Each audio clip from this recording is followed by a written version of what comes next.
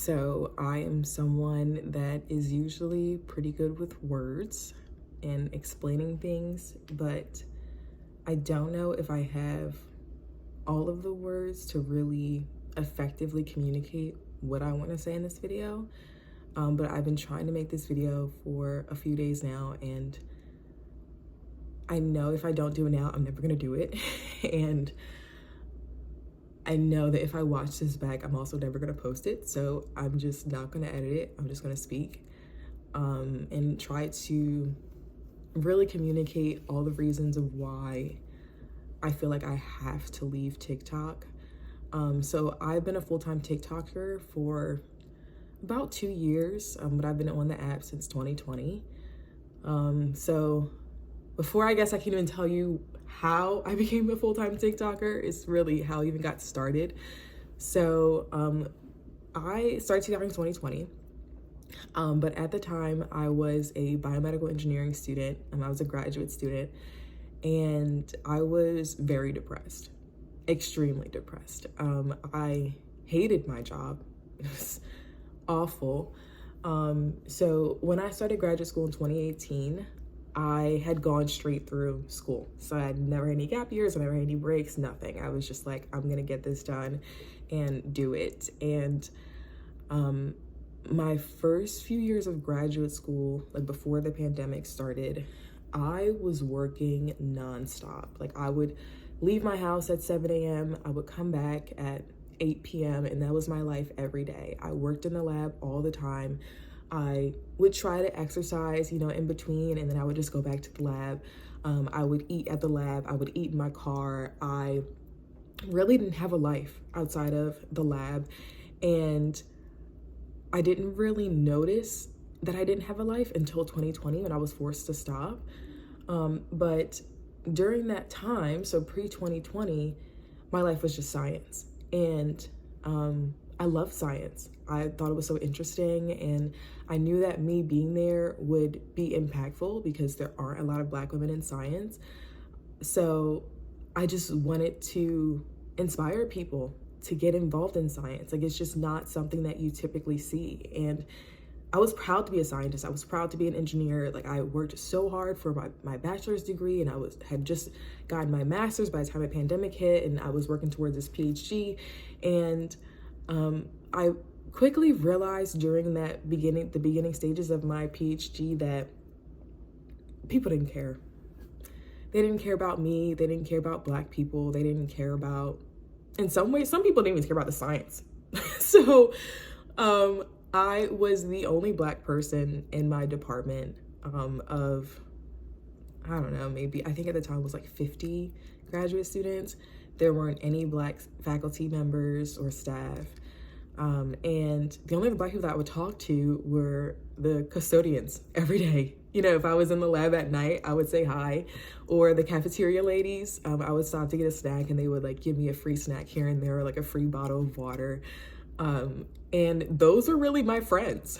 Like, how sad is it that your friends are the custodians and the cafeteria ladies? They were really nice though. I love them. And I would always, go and say hi to them and check in with them. But, I didn't have a community in graduate school. And when the pandemic hit, I also began to realize that people just didn't care about taking care of Black people. And that was really what I thought I was there for. Like, that's what I wanted to do. But, when you work on research, like my research was in nanoparticle maternal fetal health. And I'm not going to talk about the actual research. If you want to know, just Google Scholar Me, whatever. That's not the point of this video. But when you work on a treatment or when you work on drugs and those drugs get past, all of the in-lab or in-house studies and eventually gets to clinical trials, which everything doesn't get to clinical trials, but if your treatment happens to get to clinical trials, they don't test it on Black people. They don't. They will take a very simple subset of people, and there are several stages that it goes through, but Black people aren't a part of that demographic. So even if the treatment gets through the several stages of clinical trials, which typically takes at least 10 years, Black people don't ever see those treatments because, for one thing, they don't know if it works on Black people. And also, the treatment is typically so expensive that most Black people can't even afford it. So it's something that, the top 1% can afford. And after that treatment is on the market for decades, that's when the price actually comes down. But typically, like, if I came up with the cure for cancer tomorrow, Black people wouldn't see it for another 30 years. And when I realized that, I just thought, why the hell am I going to the lab every single day? Like, people are not actually going to see this. And when I was in graduate school, I think I was 22 when I started. So I won't see anyone even trying out, like anyone who looks like me wouldn't even be trying out the treatment if I were, 50. Like, it just didn't make any sense to me, and I didn't feel like I was making an impact on my people. And graduate school is a very, very tumultuous process. For anyone who doesn't know, the goal of graduate school is to do something that someone has never done before and contribute new knowledge to your industry. So, like I said, I'm not going to go into the ins and outs of my research, but essentially it's you're a minimal little itty bitty part of knowledge, and you have your advisors and you have your committee, and your advisors are experts in the field, but they're experts in their own subset of the field. And then your committee is also made of experts, but they also have expertise in their own, individual parts of the field. So the fields are related, but they're not really similar. You can't just like plug and chug, one theory into another. It's just not how it works. So a lot of the things that I did was testing out theories, in the lab and figuring out like how I could get to the destination that I wanted. And I always explain graduate school to people as like, you are trying to drive across the country. So if I'm in LA and I'm trying to drive to New York City, you are trying to get to New York City with no GPS, no map, and the only idea that you have is that I have to go east. That's it, right? So, you'll start driving year one, and you may as well end up in Utah, Park City. And, you'll get there and there'll be some people there to kind of guide you and be like, oh, actually like east is like this direction, right? So then you start driving again, and then, you'll end up in Oklahoma City, right? So like you're getting closer and closer. Sometimes you even go backwards, but it's not clear cut like undergrad. Like undergrad, they give you a list of here the classes you're gonna take for the next 4 years. Graduate school is not like that.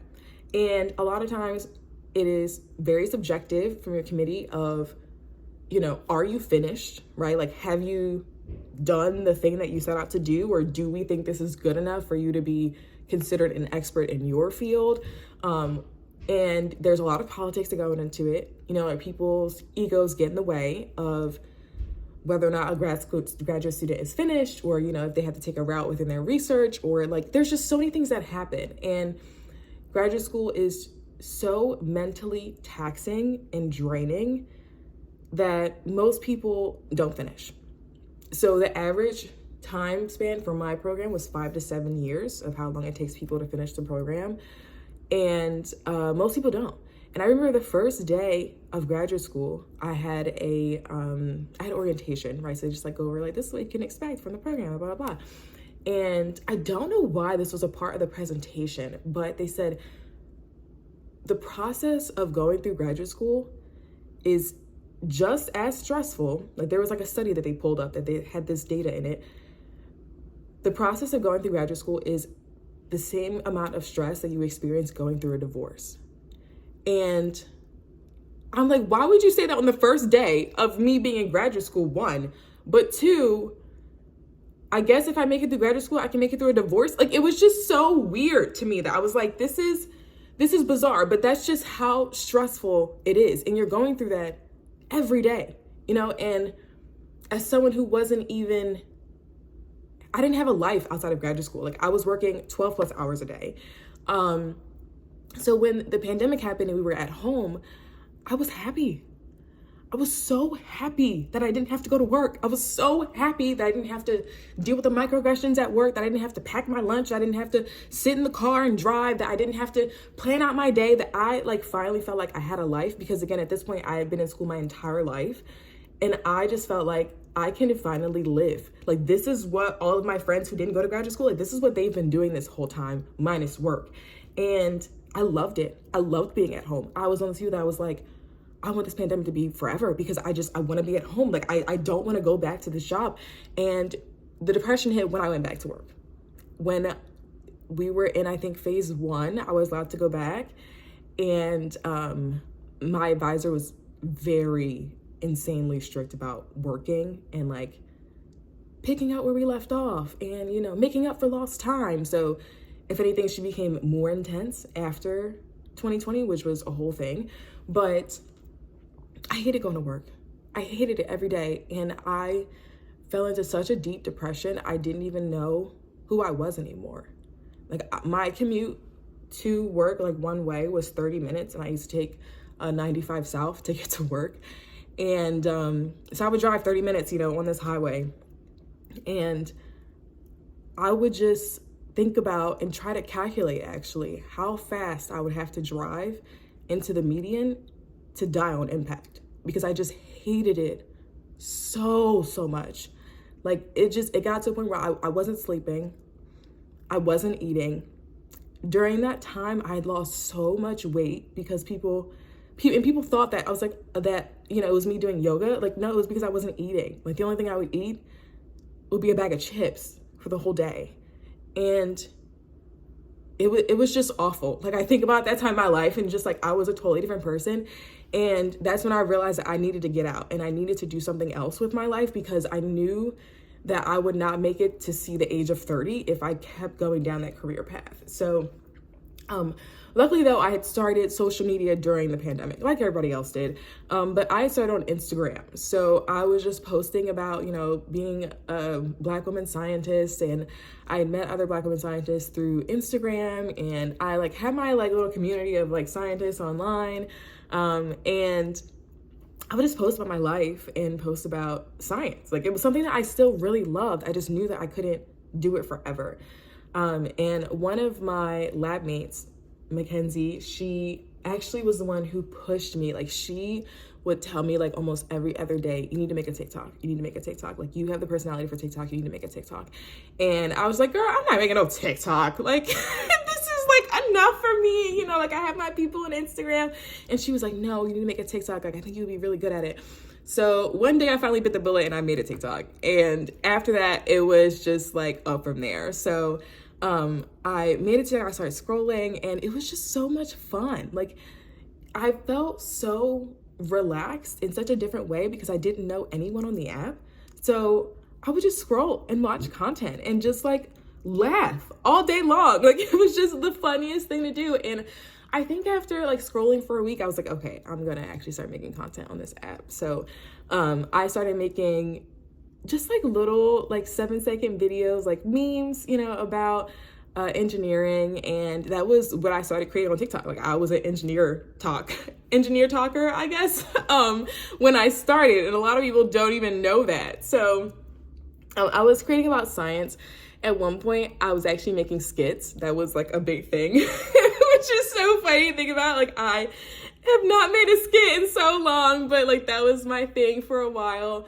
And I remember the first video that I ever had go viral was actually a collab video between me and other Black women engineers. And the purpose of the video was to really show people that like, you can have all these setbacks, but you can still like become an engineer. And it was like this cute transition video, and it got like 150,000 views. And I was like, oh my God, like, it's viral. Like, I was like so excited. Someone had posted it on Facebook, and it was like circulating on Facebook. And I was just like, wow, like, this is so cool. And, you know, people began to be interested in science, which was my goal at the time. I was just like, I just want people to be interested in it and know that, you know, there are people like me in this field. And at the time that that video went viral, I was still like, oh, I could just like do another job in engineering. Like, I just don't have to work in a lab. Like, I don't have to work with these people. Like, I was still like really holding on to the idea of being an engineer. So after I had gone back to work and I was going to therapy regularly every single week, I had come to the conclusion that like I need to find a different job. Like I need to do something else. I did start making money from TikTok after about, I want to say a year. It took me a while to like really, I guess, brand myself. But I did start making money from it. And when I joined, I didn't even know people were making money from social media. I was just doing it for fun. Like I was like, oh, this is just like you know, like I'm having a good time. This is great. Yeah, I was making money from it, but it wasn't like I could live off of that money. It was just, you know, like this is something on the side where I can go to brunch and, you know, it would just like make my week better. Like I just wanted little things to look forward to throughout my week of working. So I didn't really see TikTok as a career at that time because I wasn't making career type money. So I started looking at jobs that I could get with my biomedical engineering degree. So I was looking at consulting. I interviewed with the top consulting firms and I hated all of those jobs. It sounded like graduate school, but worse. So I was like, I'm not going to sign up for that again, no matter how much money is involved. I'd also looked into like project management and tech. I was really heavily on the tech side of TikTok because I was looking at tech jobs because I knew that I could, you know, still get paid a decent salary with my PhD, even though I wasn't, you know, working in the whole biomedical realm. So I was really heavily searching and looking at other careers, like non-traditional careers really outside of biomedical engineering. So I was interviewing, I was applying, I was doing everything that people do, you know, before they graduate. And I just decided in my mind that like, I need to leave this program. Like even if I have the degree, if I don't have the PhD, I still have a master's because I did have my master's in biomedical engineering by that point. So I was just like, I need to find something else because like, I don't know how much longer I can do this whole going to a lab job thing. So for some reason, I just kept getting these like dreams and just like nudges to take social media seriously. Like I would see a bunch of videos of people that are making all this money on the app. I would see videos on YouTube about it. I would hear people talking about it, like strangers, you know, talking about it and like the Christiana Mall. Like it was just like so random that I'm like, why do I feel like I should be a content creator? Like this is like so weird. So I just prayed on it for a while. And like, I don't really talk about religion, you know, on my page or my channel. But I was in this weird phase of like, am I religious? Am I spiritual? Because like, I've had this like serious bout of depression and I just like, don't even know what I believe anymore. But I was just like, you know what, God, if you're real, then I'm going to, you know, make all this money on TikTok within the next like 6 months. Like I said something absolutely ridiculous. I'm like, oh, there's no way this is gonna happen, whatever. And I kind of started like bartering, like, well, like, okay, like if you want me to be a creator, then like I'll get, you know, this opportunity. Or if you want me to be a creator, then, you know, I'll have back-to-back brand deals. Or, you know, if like I'm actually supposed to be a creator, then like, and I was just like, I just kept doing that like every few months. And it was working. Like I started to get those back-to-back brand deals. I started to hit the financial goals, like these arbitrary financial goals that I set for myself. I just like started to hit those too. People started to pay attention to my content more. Like I started growing on the app. I had hit 100,000 followers by the end of 2022. I think Christmas Day, I had hit 100K. And I still didn't have an Instagram following, by the way. I think I had less than 10,000 followers on Instagram. So I was just like, this is really risky and I don't really know if I can do this. Like I just still didn't really have the confidence in myself to make this a full-time job. But it got to a point in the lab where I had to leave. And a lot of times people will say like, you know, God or the universe, whoever you believe in, you know, will say like, they will make your current situation so uncomfortable that you have no choice but to leave it behind and, you know, go after the new thing. And that's what happened. I was in such a, I wasn't depressed anymore, but I was in a state of like, I don't care if you fire me today. Like, you know, you get to that point in a job where you're like, listen, if you don't like me, fire me. Like, that's just like how I was every single day at work for at least 3 months. And there was a lot of things going on with my advisors and with the staff and like people that worked, like the faculty. It was just like a hot mess, and it was starting to become like a legal, I guess, situation. There was also, my research was moving along, so I wasn't like behind research wise. I was still publishing papers, like I had all that stuff. But it just became such a negative environment of other graduate students coming out and talking about the different physical and mental ailments that they had from being in the program. Like there was just so much that was happening that I was like, I need to get away from here. And one random day, like right before Christmas break in 2023, I had gotten an email from a talent manager that was like, we want you to come to California and be in this commercial. And I was like, okay, bet. Like, I want to leave. like, this is my sign. I'm ready to go anyway. So this is like the one last nudge that I needed, right? So at the time, I had savings. I had already known that I wanted to move to LA. So my mom used to be bicoastal when she was my age, and she always would talk about it when I was younger of like, oh, they do this in California and like they do this in LA and da-da-da. So in my mind, LA was just like such a beautiful and like great place, and I actually do like it. I live here now. But when I was still an engineer and I was interviewing for those jobs, I was actually interviewing positions that were all in LA. So I would be up at night, East Coast time, because I was interviewing for jobs that were in California. So I already knew I was going to move to California, and I knew that I was going to live here. I was looking at apartments online. Like I had my mind set on living in LA, but I didn't know what job I was going to have, essentially. So when this opportunity popped up in California, I was like, oh, we out. Like, I'm not staying here anymore, girl. Bye-bye. So I went to my advisor and I was like, listen, I have a job. I'm leaving. Like, you can, like, I can either. And now this is really how the conversation went. Like, it wasn't like, oh, let's, work something out. I was like, I'm ready to go. So whether or not you allow me to have this degree, I don't even care. I'm ready to leave. And she was definitely shocked. She was definitely shocked.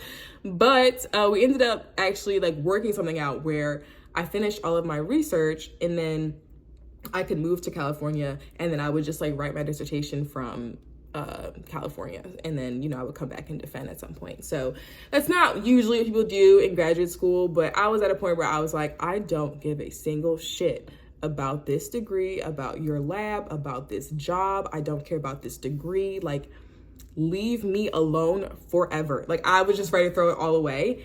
And because I was so, at that point, I was in my 5th year, I was so far gone, like that, and I was also very public within the field that it really would have looked bad on her part if I didn't graduate. So I think that's really why she ended up doing it. Not totally sure about that, but she let me leave.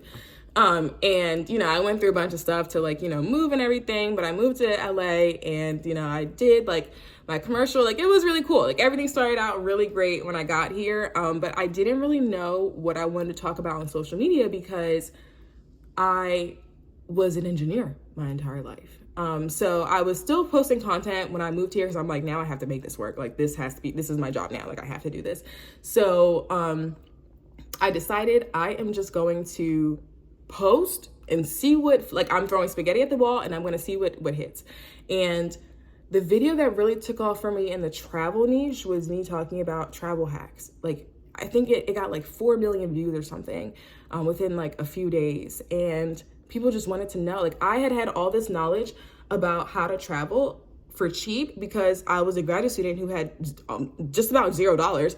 And I knew how to get around to still be able to travel. Like I was still traveling on the weekends when I was in graduate school, which people were like so like crazy about, but I knew how to find the deals. So I made that TikTok, and then I made a bunch of follow-up TikToks, and I just like blew up as like the travel girly on TikTok.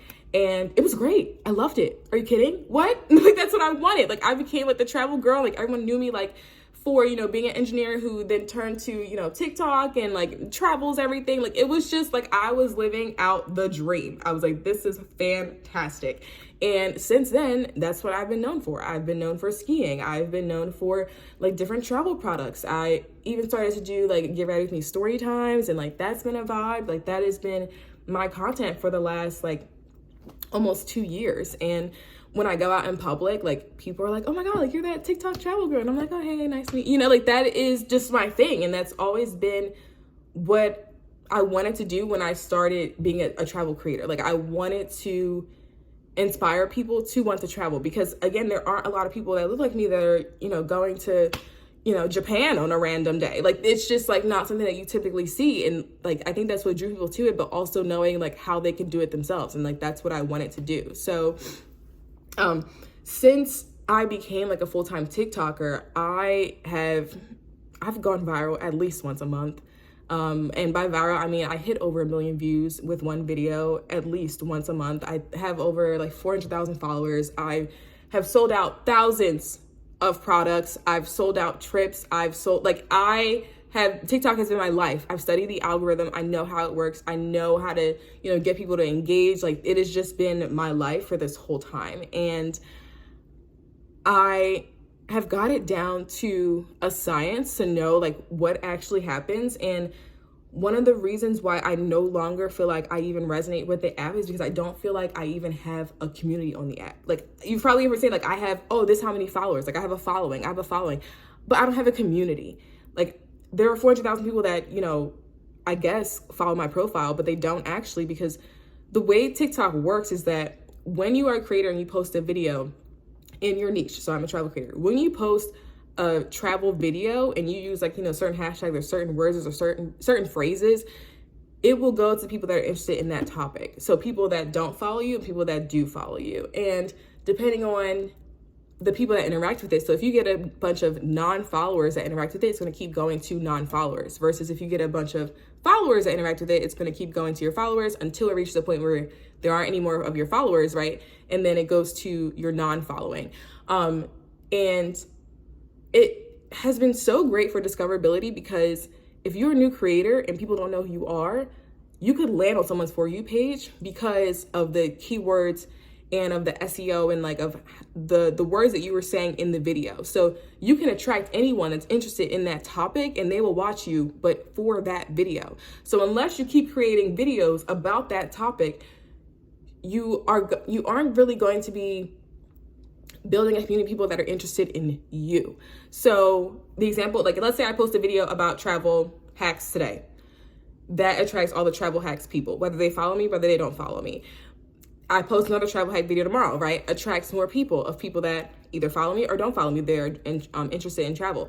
If I decide to post a makeup video tomorrow, and it will go to people that are interested in makeup. However, if my following isn't interested in makeup, it's going to go to a few people that are interested in makeup. But if those people aren't interested in the video, right? If they don't like the video, if it doesn't catch their attention, if they don't interact with it, then that video is going to die. So it's a constant cycle of finding people that are interested in the topic. And TikTok is a very smart algorithm. Like it does all of the work of finding people that are alike to you and people that will resonate with your content. So basically, unless you started out as a lifestyle creator where you're talking about various topics all the time that are related and that people could potentially be interested in, it's pretty difficult for you to switch niches and still have the same amount of engagement. Whereas any other platform like Instagram or YouTube, when you post a video, it typically goes to your following first. And then once it hits the peaks of your following, then it reaches, you know, people outside your following. Not totally, but that's like the gist of what happens.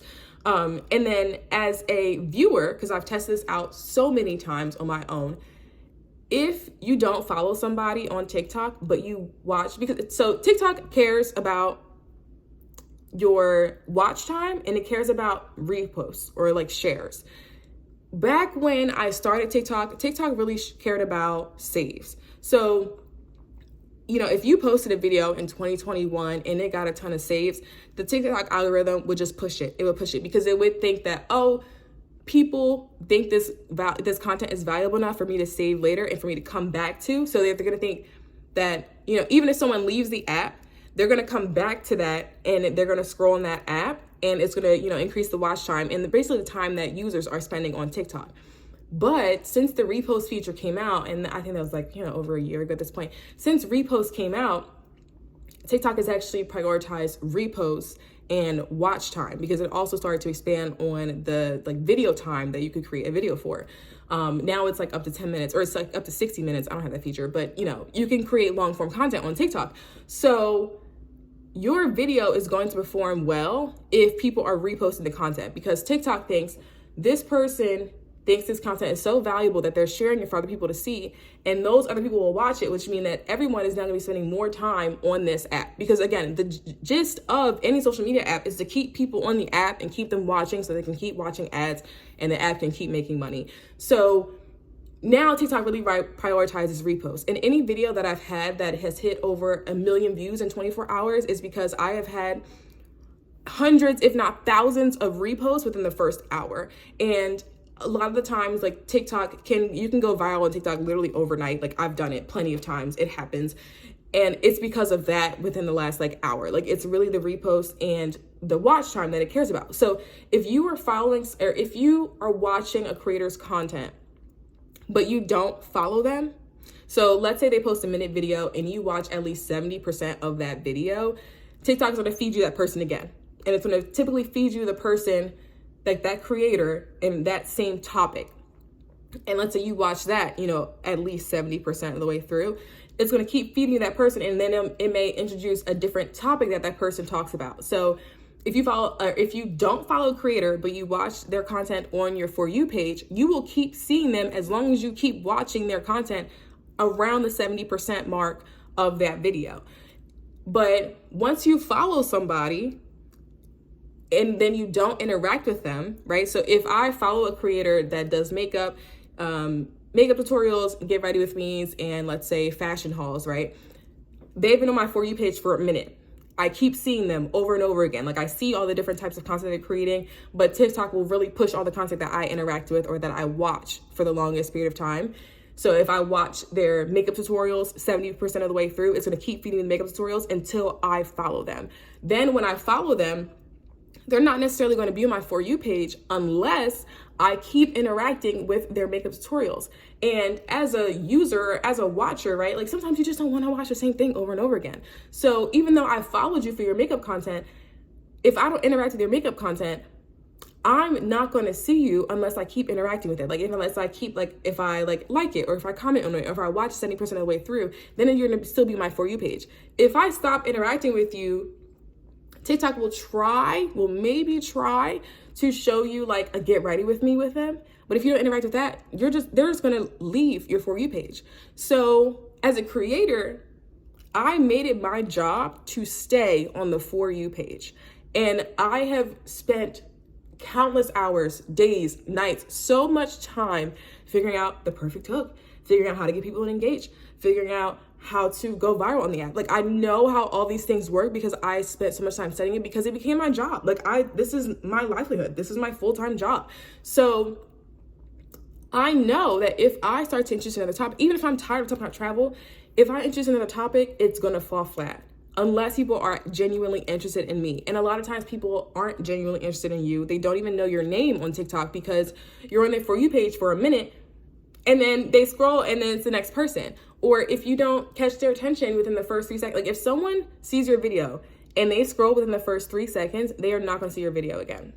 So I would spend so much time figuring out how to get people to watch beyond the 3 seconds, and then how to get them to interact by the first, 25, 30 seconds, depending on the length of the video. Like it just became so strategic. And yes, I've been successful in the app, but I never actually felt like I had a community of people who consistently watch me. Like people who I know, like I have over 400,000 followers.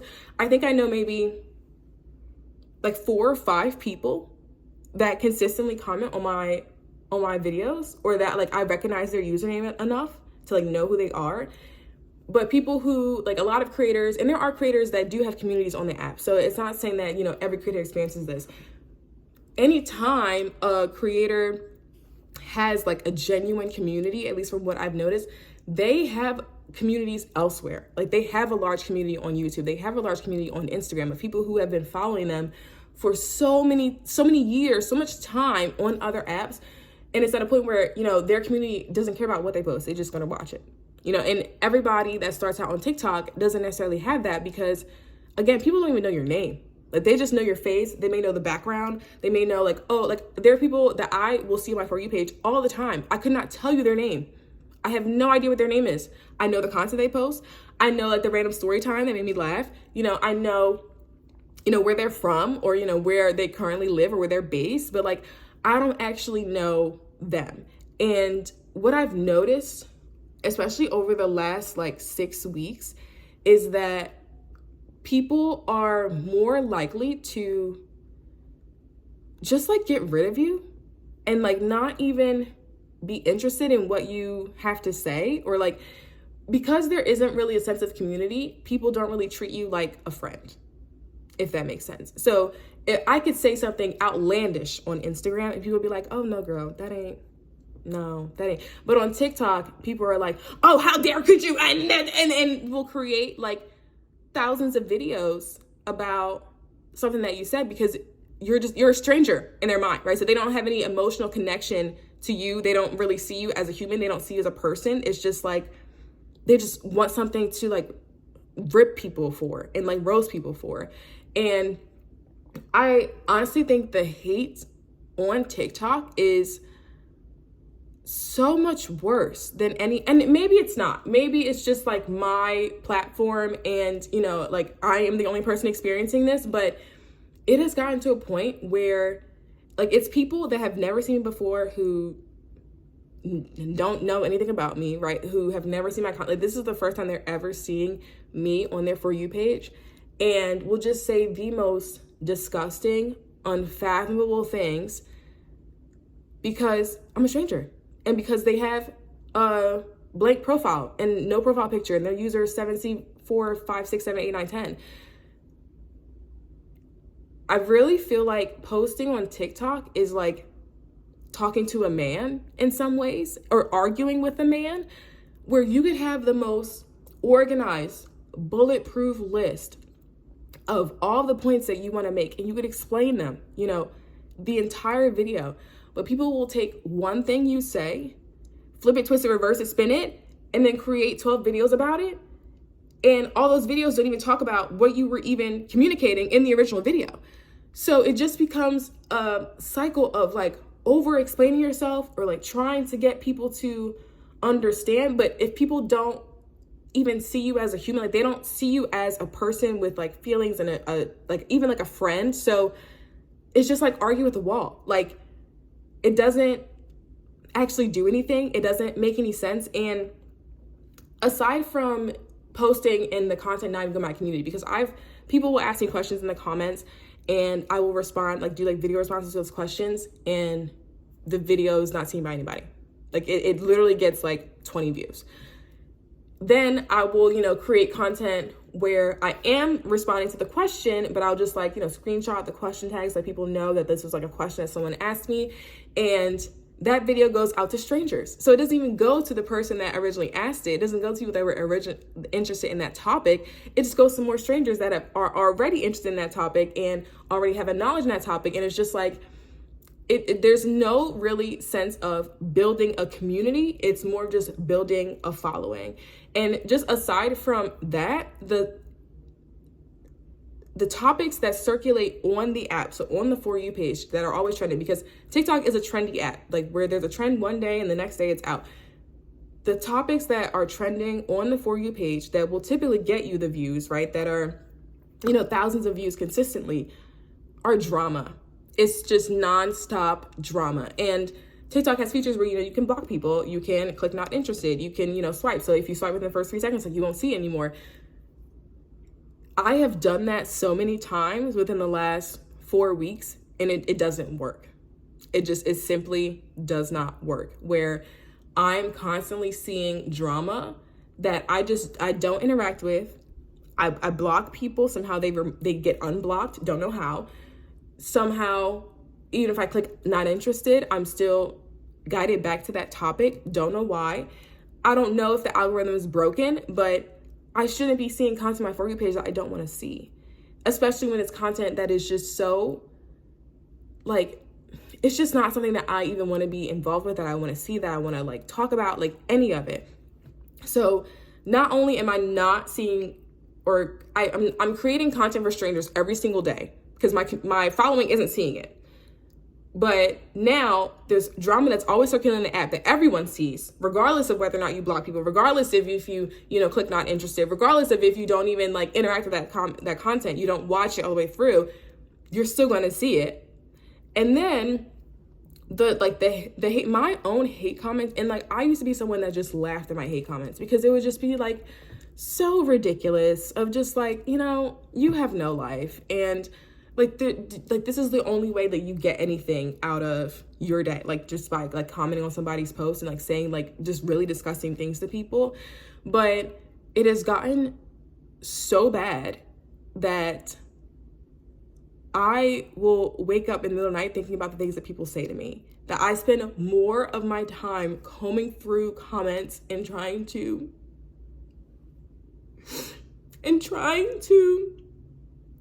remove words, remove comments, remove things that people say to me. And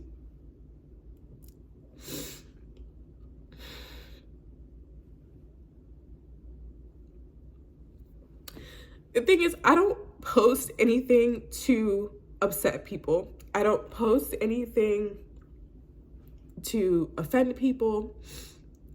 And people are going to be offended by, whatever you say, and again, like I've gotten hate comments before. So this isn't my first time experiencing hate comments, but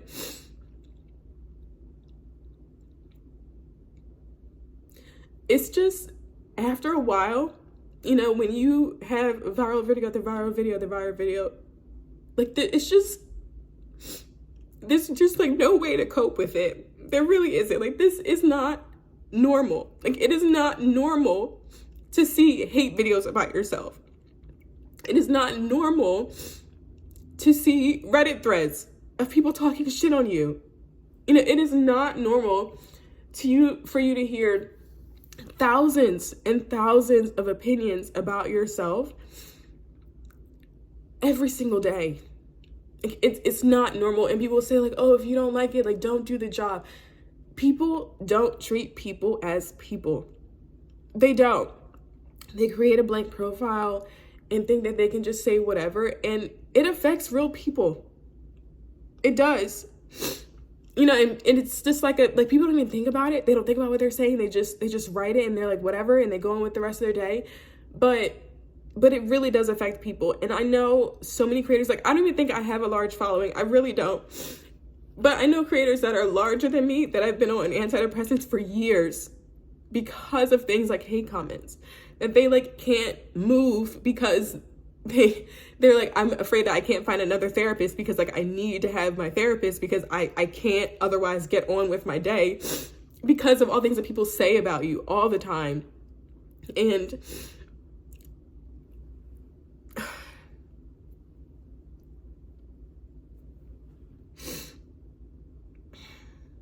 I think it's really easy for people to write hate comments to strangers because I know that the things that people even say to me, they would never, ever even consider saying in real life. They would never say it to me in person, ever. So for people to just like write and just gang up on you, right? They see one hate comment and then they think that they can hop on the bandwagon, right? And then it just becomes like a flurry of just hate on the app. And it's just something that I don't even want to learn how to deal with. I don't. I essentially became a TikToker by mistake. I didn't set out to do this as a job. It just happened. And my goal since I've become a travel creator is just to share my travels, just to share, what is possible, to tell people that, you don't have to stay stuck in your job. Like, you don't have to live by somebody else's rules. Like, you don't have to live the same life that everyone else in your environment has lived. And that's just been it. Like, that's been, the purpose of every single video that I post. That is why I post. And just to be on the receiving end of so much hate all of the time, like it's all of the time. It's at a point where I have so much anxiety opening the app that I can't even begin to create on it, because I see all the notifications and I just like know that people are saying the most disgusting, unfathomable things to me in the comments. I I can't do it. I can't do it. And I don't even think that the people who genuinely care about me, the people who care about my content or even want to see me on their For You page or see me on their feed every day are on TikTok. I think my community is really on Instagram because, you know, I will get messages all the time. And most recently I got a message from a girl who said, she commented on, I think one of my like Italy videos or something. And she said, you know, I'm from the hood and it just makes me happy to see you happy in other places, you know, where you're staying in hotels that have a bidet. And it just makes me happy to see it. And, you know, I'm also trying to travel too in the future. And it was such a like short message, but it would just like that is what I do it for. Like, that's why I create. Like, that is why I do what I do. And yeah, I get paid for it, but like, there's no, I don't know any creators that have lasted this long that do it for a check. I don't. And maybe it's just like the people I surround myself with, and I'm very happy that, you know, I surround myself with good people, but it's at a point where like I've made money, you know, I've made a following. I don't even entertain 90% of my inbox because I take it very seriously, and I know that people take my words very seriously, and I only like, you know, work with people that like align with me, and I'm just very serious about it. But it's just like it gets to a point where the money just isn't even worth it. And I mean, luckily, I don't think anyone from TikTok is gonna watch this video because people don't even like care about long form content like this long at all. But I don't think it's really worth my mental. I don't think it's worth my time of constantly fighting to build a community when there just isn't a community. Like, it isn't on the app for me. And when I left my engineering job, like when I left it behind and I'm like, I'm gonna be a creator and I'm just gonna like make this work somehow, I had promised myself that I would never ever risk my mental health for the sake of a job or a job title. Like, that no matter how bad or how great, you know, how much pay there was, no matter how like glamorous the job was, that I would never risk my mental health for it. And I feel like I am at another point where it's starting to get to that with TikTok. That the longer I stay on TikTok, the more I, you know, go on the app, that the more I do things that it's just getting worse. And I can't do it. So like I said, TikTok has been my full-time, you know, career for 2 years. And it's been my main platform. It's where like all of everything really comes through for me. But I'm not willing to risk my mental well-being for it anymore. And I really want to actually develop a community of people that are genuinely interested in the things that I would have to share and things that I want to share, and be a part of more elements of my life that aren't just travel. Like, I love skiing. I just started tennis, and I really do love it since I started. I do other things every day outside of travel, and I just want a community that is more considerate and treats people with kindness. And I'm not someone that I don't consider myself to be nice. I don't. And I don't think I'm ever going to start being nice. I don't. But I do consider myself to be kind. I do have positive intentions. I do want the best for other people. And I want to be an example for people who, like I said, aren't, you know, working a job they like, that want to get out, that want to travel new places, that want to do new things. I'm not going to be their travel agent because I'm not a travel agent. I don't want to be. So if you like reach out to me, like, what should I do in this place? Just watch the video because I'm not going to be a travel agent for you. But I want to share more of who I am as a person here on YouTube. And, you know, I've been doing that through some of my vlogs already. And I am going to start treating my Instagram stories like my TikToks. It'll be more of my like random, you know, outlandish, maybe even feral thoughts, and more of like what I'm doing from day to day. And, you know, I'll still create short form content on Instagram, but yeah, I think this era of my life is over. And I have been grieving it in a way. I do feel like it is breaking up with a toxic partner, because there has been so much good that has come from TikTok. Like, I really do think I have inspired people. I think there are people that really do enjoy my content. I think there are people that have been following me this whole time. I don't know who they are, but in some ways I feel like I am letting people down. You know, people who genuinely do enjoy it.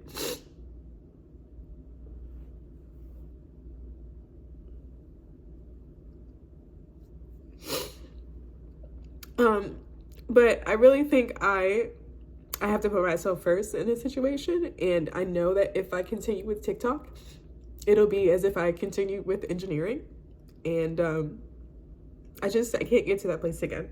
So if you've watched this entire time, thank you. Yeah, I'm gonna keep creating here on YouTube. I have been so happy vlogging. Like, I didn't think vlogging was for me, but lately I've really been enjoying it, and I really do like it. So yeah, I don't normally cry in my vlogs, so you don't have to expect that. But yeah. Okay, I'm gonna end this video because it's getting really, really long.